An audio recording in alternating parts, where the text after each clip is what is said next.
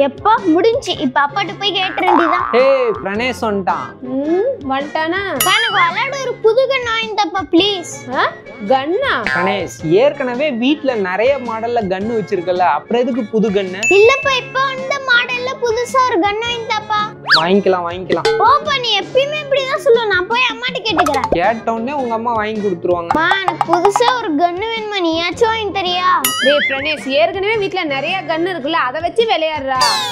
பிரணேஷ் நம்ம கிட்ட ஒரு விஷயம் நிறைய இருக்குன்னா அதை வச்சே யூஸ் பண்ணும், தேவையில்லாத செலவு பண்ணக்கூடாது. உனக்கு காசோட அருமையே தெரியலப்பா. ஏமா சத்யா, என்னத்த ஏற்கனவே இந்த மாசம் 10 சுடிதார் ஆர்டர் போட்டேன், இது 11வது சுடிதார் வந்திருக்கு. இந்தாமா. கரெக்டா அட்வைஸ் பண்றப்பதான் இந்த கொரியர் வரணுமா?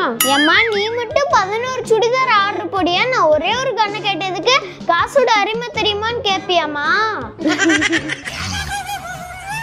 நமக்கு மட்டும் அட்வைஸ் பண்ணுவாங்க, இவங்க மட்டும் ஃபாலோ பண்ண மாட்டாங்கண்ணா.